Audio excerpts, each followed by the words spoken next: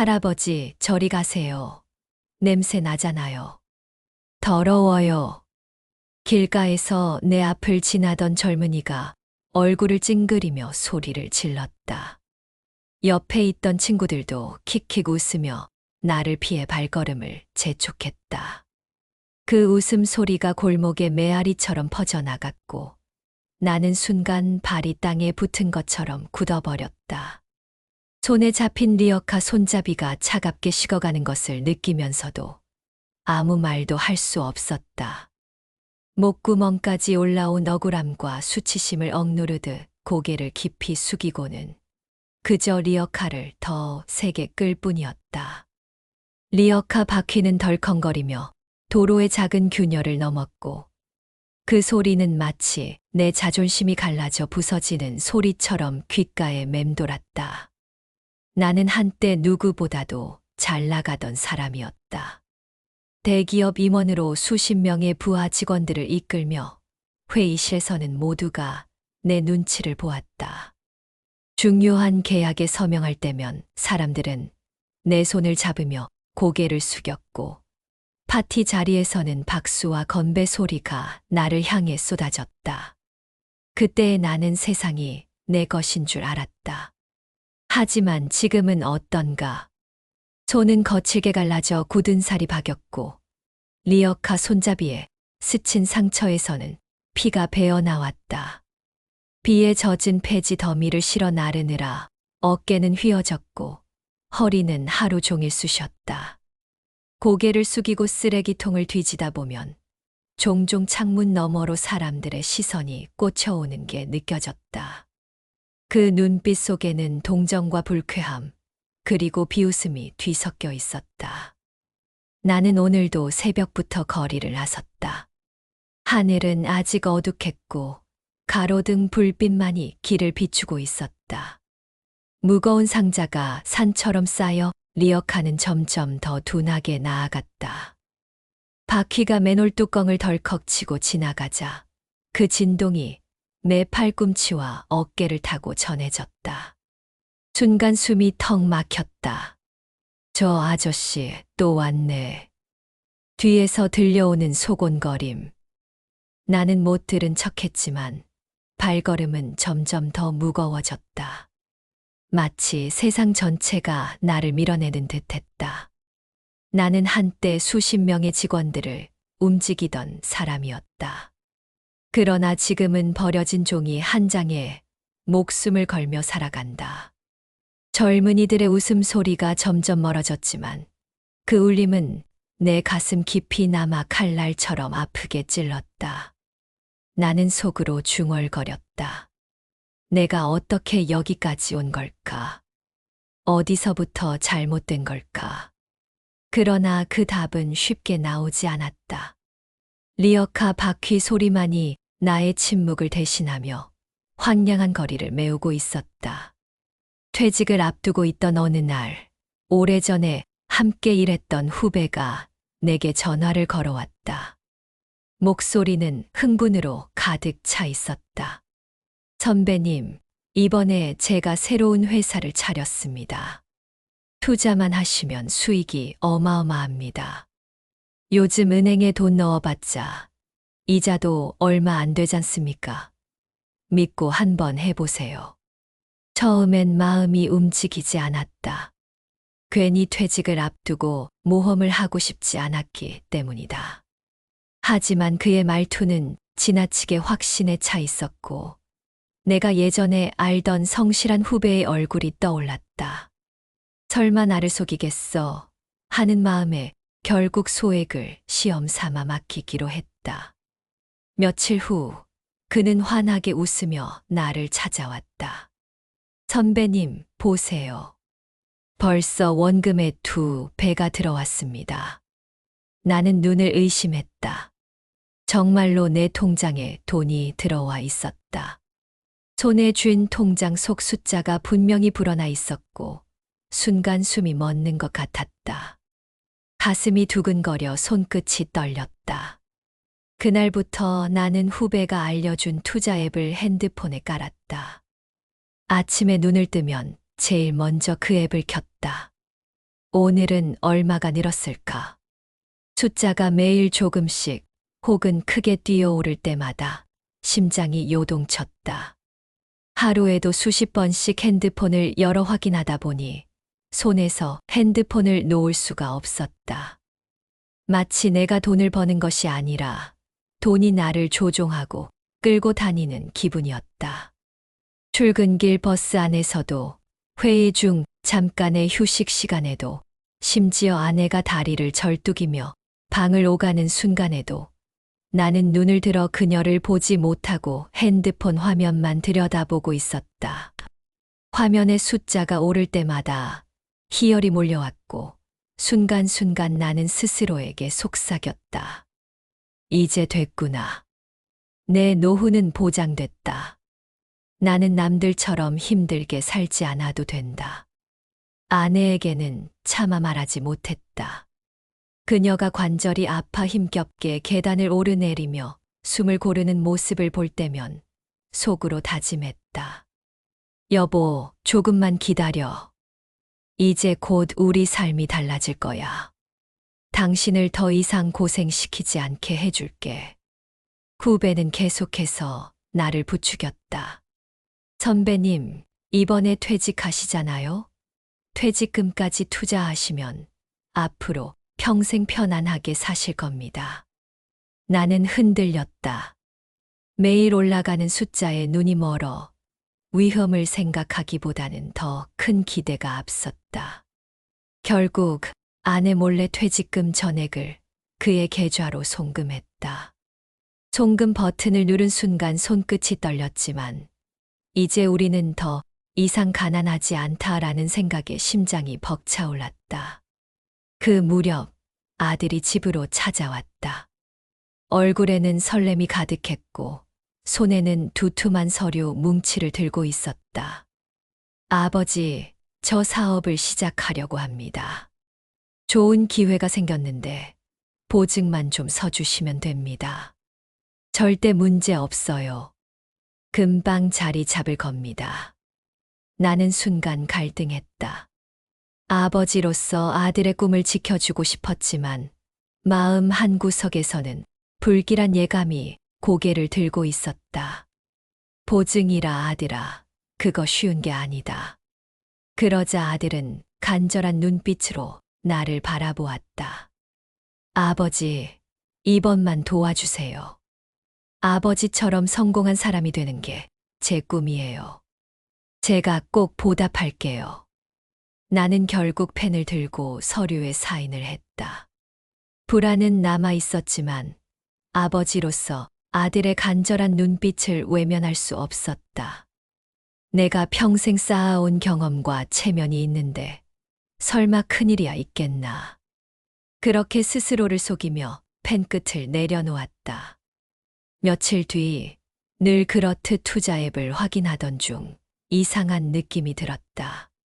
평소라면 숫자가 오르내리는 그래프가 움직이고 있어야 했는데 화면은 그대로 멈춰 있었다. 순간 가슴이 철렁 내려앉았다. 나는 후배에게 전화를 걸었다. 지금은 통화할 수 없습니다. 수십 번, 수백 번 전화를 걸었지만 돌아오는 건 기계음뿐이었다. 손에서 땀이 흘러내려 휴대폰이 미끄러질 뻔했다. 며칠 후 친구에게서 다급한 전화가 걸려왔다. 야, 뉴스 못 봤어. 내가 투자했다던 그 회사 뭔가 심상치 않아. 대표가 잠적했다더라. 그 순간 눈앞이 아득해졌다. 나는 곧장 코트를 걸쳐 입고 심장이 터질 듯 뛰는 가슴을 부여잡은 채 회사가 있다는 빌딩으로 달려갔다. 한때 후배가 의기양양하게 나를 안내하며 형님, 여기서 우리 인생이 달라질 겁니다라고 말하던 그 사무실이었다. 그러나 문은 굳게 닫혀 있었고 안은 불 꺼진 채 황량했다. 창문 너머로 보이는 책상은 텅 비어 있었고 구석에는 종이 조각과 버려진 의자만 나뒹굴고 있었다. 먼지가 공중에 흩날리며 햇빛 속에서 희미하게 빛났다. 사람이 있었다는 흔적조차 사라져 있었다. 가슴이 철렁 내려앉았다. 두 다리가 힘을 잃고 그 자리에 주저앉을 뻔했다. 설마 아닐 거야. 수백 번 되뇌었지만 눈앞의 현실은 너무도 냉혹했다. 사무실 앞에는 나처럼 속아 넘어온 사람들이 몰려 있었다. 어떤 이는 울부짖으며 땅을 치고 어떤 이는 멍하니 벽에 기대 눈을 감고 있었다. 이제 우리 애들 학교는 어떻게 보내나 중얼거리며 눈물을 훔치는 아주머니도 있었다. 절망과 분노가 뒤섞인 목소리들이 공기를 짓눌렀다. 사기야, 이건 사기라고. 경찰에 신고해야 해. 우리 돈 다 어디로 간 거야? 나는 떨리는 손으로 다시 휴대폰을 꺼내 후배에게 전화를 걸었다. 손가락이 제대로 눌리지 않아 몇 번이나 번호를 틀렸다. 신호음이라도 들리기를, 목소리만이라도 들을 수 있기를 간절히 바랐다. 그러나 차갑고 무정한 기계음이 들려왔다. 현재 걸려온 번호는 없는 번호입니다. 없는 번호라니. 불과 며칠 전까지만 해도 매일 전화를 걸어 수익금을 자랑하던 그 후배였다. 이제는 존재조차 지워져 버린 사람. 마치 내가 꾼 꿈이 순식간에 산산조각 난 듯 허망했다. 다리가 풀려 그 자리에 무너져 내렸다. 바닥의 차가움이 뼛속까지 스며들었지만 몸을 일으킬 힘조차 없었다. 눈앞이 아득하게 흔들리고 귀에서는 웅웅 울리는 소리만 가득했다. 옆에서 누군가 울먹이며 말했다. 아저씨도 당했군요. 우리 이제 다 끝난 겁니다. 나는 대답할 힘조차 없었다. 그저 두 손으로 얼굴을 감싸 쥔 채 흐느꼈다. 수십 년 동안 쌓아올린 인생의 자존심이 한순간에 모래성처럼 무너져 내리고 있었다. 얼마 지나지 않아 은행에서 날아온 서류 한 장이 내 인생을 또다시 짓눌렀다. 두꺼운 봉투를 열자 굵은 글씨가 눈에 들어왔다. 경매 개시 통지서. 순간 손에서 종이가 미끄러질 뻔했다. 나는 한참 동안 그 종이를 들고 멍하니 서 있었다. 눈앞이 흐려져 글자가 제대로 보이지 않았다. 단어 하나하나가 내 가슴을 찌르는 칼처럼 다가왔다. 아파트, 경매, 채권, 압류. 머릿속에서 그 단어들이 불길처럼 퍼져나갔다. 결국 나는 종이를 바닥에 떨어뜨리고 말았다. 아내에게 사실을 털어놓자 그녀는 말없이 눈을 감았다가 천천히 고개를 끄덕였다. 그날 밤 아내는 거실 한쪽에 앉아 오랫동안 창밖만 바라보았다. 절뚝거리는 다리로 겨우 움직이며 약봉지를 챙기던 그녀의 뒷모습이 유난히 왜소해 보였다. 원망의 말은 단 한마디도 없었다. 오히려 그 침묵이 나를 더욱 쬐었다. 이사하는 날, 낯익은 아파트 현관문에 마지막으로 손을 얹었을 때 마치 내 인생의 한 장이 강제로 찢겨나가는 것 같았다. 손끝으로 느껴지는 차가운 금속의 감촉이 나의 과거를 완전히 끊어내는 의식처럼 느껴졌다. 엘리베이터 문이 닫히는 순간 나는 뒤돌아보지도 못했다. 눈물이 앞을 가려 그 집을 어떻게 떠나왔는지조차 기억이 희미하다. 새로운 보금자리는 허름한 월세 빌라였다. 좁은 골목길 끝 빛이 잘 들지 않는 2층 집. 벽지는 군데군데 뜯겨 있었고 곰팡이 자국이 군데군데 번져 있었다. 창문 틈새로는 바람이 새어 들어왔고 겨울바람이 불면 방 안구석이 싸늘했다. 아내는 방을 둘러보며 무릎을 움켜쥐었다. 관절이 붓고 굳어 힘겹게 걷는 모습이 너무도 안쓰러웠다. 그러나 그녀는 애써 미소를 지으며 말했다. 괜찮아. 우리 둘이 있잖아. 집이 크든 작든 당신이랑 같이 있으니까 나는 괜찮아. 그 말이 위로가 되기는커녕 오히려 더 큰 죄책감이 내 어깨를 짓눌렀다. 내가 잘못된 선택만 하지 않았다면 그녀가 이렇게 좁고 낡은 방에서 살아갈 일은 없었을 텐데. 그날 밤 나는 잠자리에 누워 천장을 바라보다가 한숨만 내뱉었다. 아내의 고른 숨소리가 들려왔지만 내 마음은 도무지 잠들 수가 없었다. 그때부터 나는 일자리를 찾아 헤맸다. 이력서를 내밀면 면접관들은 처음엔 흥미로운 듯 내 경력을 살펴보았다. 임원까지 하셨군요. 대단하십니다. 그러나 곧 서류를 덮으며 차갑게 말했다. 죄송하지만 신용불량자시라면 저희로서는 모실 수가 없습니다. 그 말은 날카로운 칼날처럼 내 가슴을 파고들었다. 화려한 직함과 긴 경력은 더 이상 아무런 힘이 되지 않았다. 차가운 사무실 공기 속에서 면접관이 무심하게 서류를 정리하는 소리가 내 자존심을 산산조각 내는 것만 같았다. 나는 어색한 웃음을 지으며 자리에서 일어나야 했다. 며칠을 돌고 돌아도 결과는 똑같았다. 사람들은 내 경력을 흥미롭게 바라보다가도 신용불량이라는 단어 하나에 눈빛이 식어버렸다.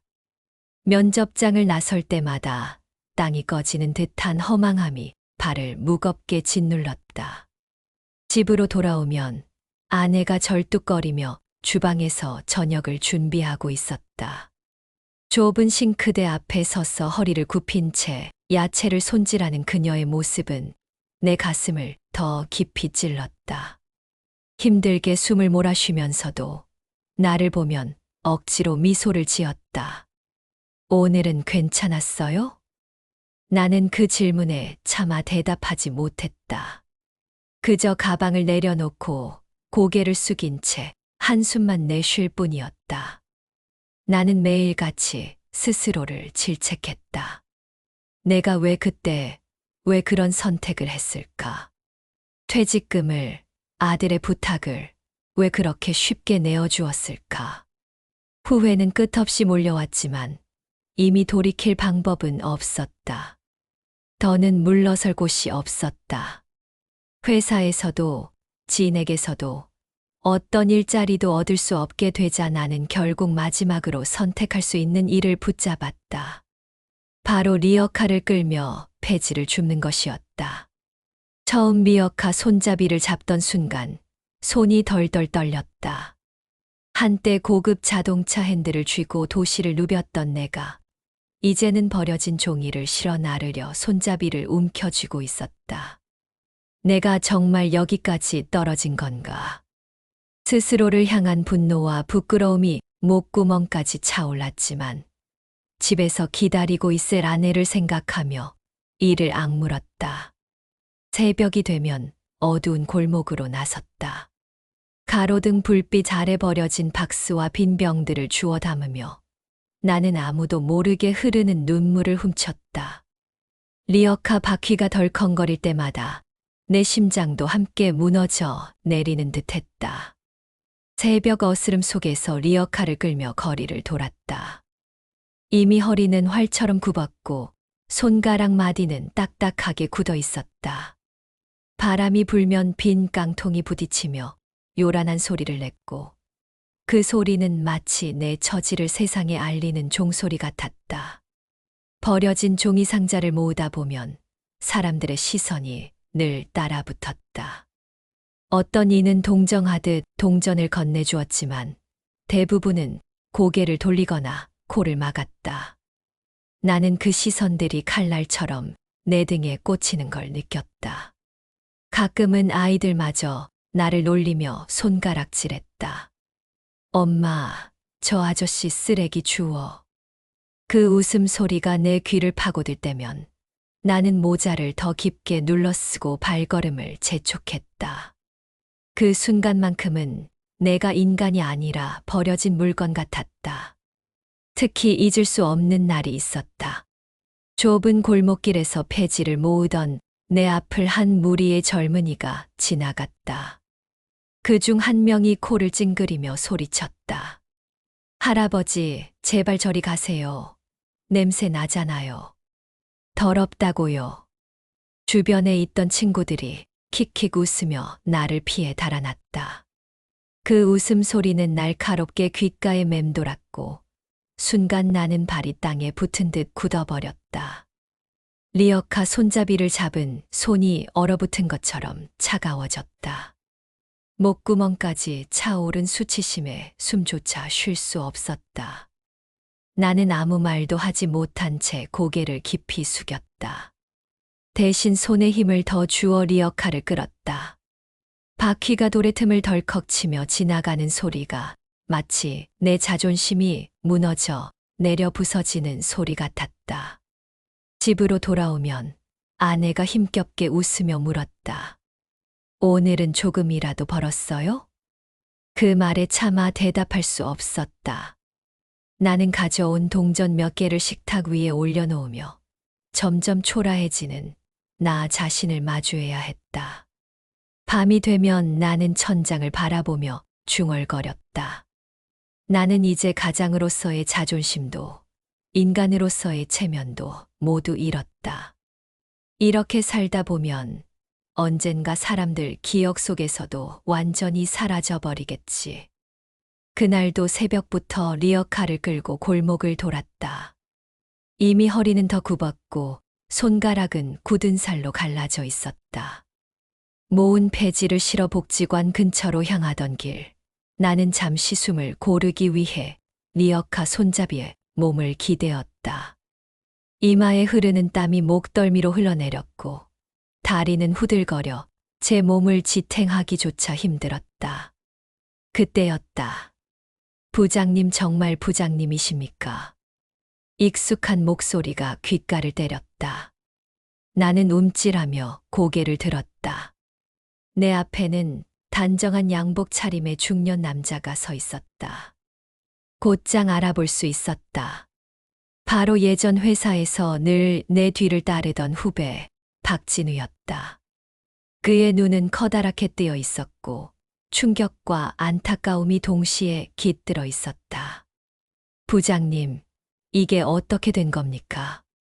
진우의 목소리에는 믿기지 않는다는 떨림이 묻어 있었다. 나는 순간 얼굴이 화끈 달아올랐다. 뜨거운 피가 머리끝까지 치밀어 오르는 듯 했지만 아무 대답도 할 수 없었다. 그저 고개를 깊숙이 숙였다. 마치 죄인이 재판정에서 판결을 기다리는 듯 리어카만 바라보았다. 리어카에 실린 종이 박스와 빈 병들이 나의 몰락을 증명하는 듯 무겁게 내려앉아 있었다. 주변에 있던 사람들도 눈치를 챘는지 수군거리며 나를 훑어보았다. 저 사람 저렇게 됐대. 대기업 다녔다더니 결국 그 말들이 내 귀를 때리며 심장을 후벼 팠다.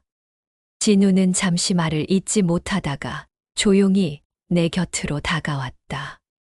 부장님, 예전에 제가 잘못했을 때 붙잡아 주셨던 거 기억하십니까? 그때 아니었으면 저는 벌써 회사에서 잘렸을 겁니다. 그런데 지금 이렇게 계시다니 제가 도저히 그냥 지나칠 수 없습니다. 나는 겨우 목을 열어 낮게 중얼거렸다. 그런 얘기하지 마라.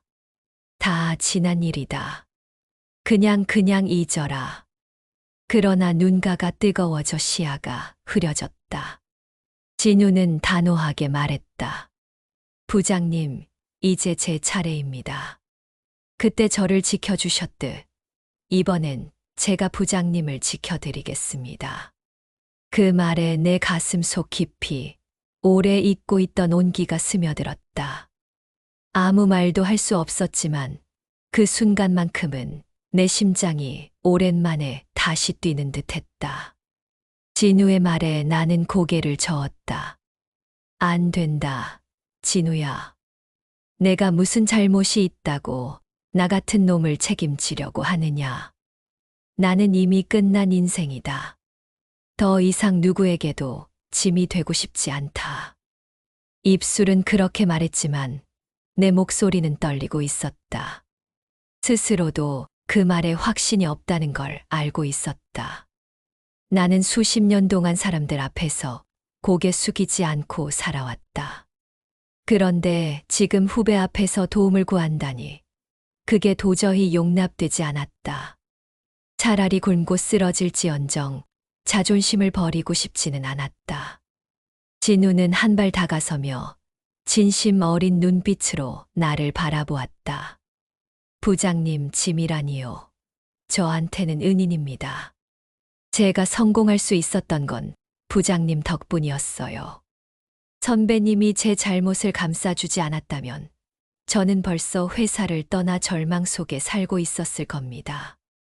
그 말은 내 굳게 닫힌 마음을 흔들었다. 하지만 나는 애써 시선을 피하며 리어카 손잡이를 더 세게 움켜쥐었다. 거칠고 굳은 살이 베인 손바닥에 땀이 배어 나왔다. 집으로 돌아오자 좁은 빌라 방 안에 아내가 절뚝거리며 앉아 있었다. 무릎에 파스를 붙이고 작은 약통을 정리하는 그녀의 뒷모습은 유난히 왜소했다. 나는 잠시 문 앞에 서서 차마 말을 걸지 못했다. 아내는 내가 들어온 걸 알아차리자 억지로 미소를 지었다. 오늘도 고생했죠. 조금이라도 벌어왔어요? 나는 그 질문에 아무 대답도 하지 못했다. 손에 쥔 동전 몇 개가 부끄럽게 느껴졌다. 식탁 위에 돈을 내려놓는 순간 그 소리가 방 안 가득 울렸다. 마치 내 초라한 인생을 선언하는 종소리 같았다. 아내는 동전을 조용히 모아 약봉지 옆에 올려두며 말했다. 여보, 무슨 일이 있어도 저는 당신 편이에요. 당신이 있어주니 나는 괜찮아요. 그녀의 눈빛은 흔들리지 않았지만 그 안에는 지우려 해도 지워지지 않는 고단함이 서려 있었다. 나는 천장을 바라보다가 눈을 감았다. 낮에 들었던 진우의 말이 다시 귓가에 울렸다. 이번엔 제가 손을 내밀 차례입니다. 자존심이냐 아니면 가족의 삶이냐. 그 갈림길에서 나는 흔들리고 있었다. 며칠을 고민 끝에 나는 결국 진우를 다시 찾아갔다. 문 앞에서 한참을 서성이다가 겨우 문을 열고 들어서니 진우가 반갑게 달려 나왔다. 부장님, 기다리고 있었습니다. 그의 얼굴에는 따뜻한 미소가 번져 있었다. 나는 한동안 아무 말도 하지 못했다. 입술이 바짝 말라붙어 있었고 목구멍이 막혀 소리가 나오지 않았다. 결국 떨리는 목소리로 겨우 입을 열었다. 진우야, 나 좀 도와줄 수 있겠니? 그 말을 내뱉는 순간 수십 년 쌓아온 자존심이 산산조각 나는 듯 했지만 동시에 가슴 깊숙한 곳이 조금은 가벼워지는 것을 느꼈다. 진우는 아무런 망설임도 없이 내 손을 잡았다. 물론입니다, 선배님. 이제 제가 은혜를 갚을 차례입니다. 그의 손은 따뜻했고 오랜만에 누군가에게 사람 대접을 받는 기분이 들었다. 며칠 뒤 나는 진우가 운영하는 회사의 작은 사무실에서 일을 시작했다. 처음엔 서류 정리나 전화 응대 같은 사소한 일이 전부였다. 하지만 그조차도 내겐 낯설고 두려웠다. 내가 이 나이에 뭘 할 수 있겠어. 스스로를 의심하며 하루하루를 버텼다. 그러나 진우는 끊임없이 나를 격려했다. 선배님, 아직도 배울 게 많습니다. 저는 선배님의 책임감과 진심을 존경합니다. 그의 말은 내 마음속 깊은 곳에 오랜만에 불을 지폈다. 나는 조금씩 어깨를 펴고 작은 일이라도 정성을 다해 해냈다. 어느 날 퇴근길, 집으로 돌아가 아내에게 오늘의 일을 이야기했다. 오늘은 내가 처리한 서류가 도움이 됐다고 하더군. 그러자 아내의 눈시울이 붉어졌다. 정말 잘 됐네요, 여보. 이제 우리 조금은 숨을 돌릴 수 있겠네요. 그녀의 목소리에는 오랜만에 희망이 묻어 있었다. 그날 밤, 나는 방 한쪽에 놓인 리어카 손잡이를 바라보다가 천천히 눈을 감았다. 이제는 더 이상 그 차가운 쇠를 붙잡지 않아도 된다는 안도감이 밀려왔다.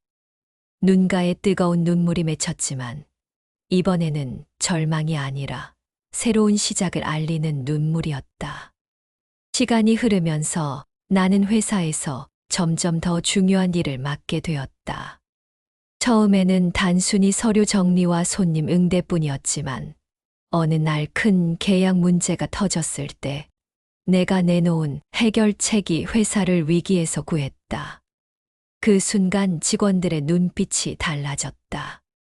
나를 바라보는 시선 속에는 존중과 신뢰가 담겨 있었다. 오랜만에 나는 누군가에게 필요한 사람이 된 듯한 감각을 되찾았다. 얼마 지나지 않아 진우가 조심스럽게 말을 꺼냈다.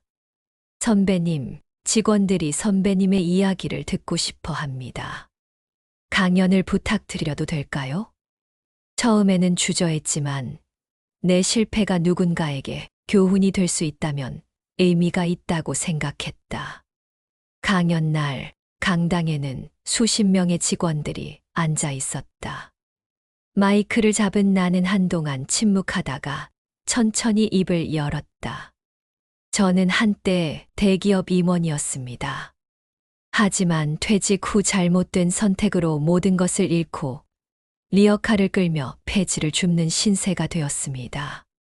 젊은이들에게 모멸을 당하며 살아야 했습니다. 그러나 한 후배 덕분에 다시 일어설 수 있었습니다. 저는 돈은 잃었지만 사람을 잃지 않았습니다. 그것이 오늘 제가 이 자리에 서 있는 이유입니다. 순간 강당은 숨죽은 듯 고요해졌다. 이내 우레 같은 박수가 쏟아졌고 몇몇 직원들은 눈시울을 훔쳤다. 강연이 끝난 뒤 젊은 직원 한 명이 다가와 떨리는 목소리로 말했다. 선배님, 아니 어르신. 저도 빚 때문에 두려움이 많았는데 오늘 말씀 듣고 큰 용기를 얻었습니다. 그 말을 듣는 순간 나의 눈가에도 눈물이 차올랐다. 그 후 나는 꾸준히 일하며 작은 돈을 차곡차곡 모았다. 과거처럼 욕심내지 않고 한 걸음씩. 결국 아내와 함께 조그만 집 한 채를 마련할 수 있었다. 이사하는 날, 우리는 낡은 월세 빌라를 떠나 작은 전셋집 현관 앞에 섰다. 아내는 문을 열고 들어서며 주변을 둘러보았다. 창문 틈새로 햇살이 따뜻하게 들어와 벽에 금빛을 드리우고 있었다. 그녀는 절뚝거리는 다리를 이끌며 거실 한가운데에 서더니 얼굴 가득 환한 미소를 지었다. 여보, 비록 크진 않아도 이제는 우리 집이네요. 다시 시작할 수 있겠어요. 나는 그 말을 듣는 순간 목이 메어 아무 말도 할 수 없었다. 그저 고개를 끄덕이며 눈물을 삼켰다. 작은 거실에 나란히 앉아 저녁을 함께 먹었다. 그 어느 때보다 따뜻했다.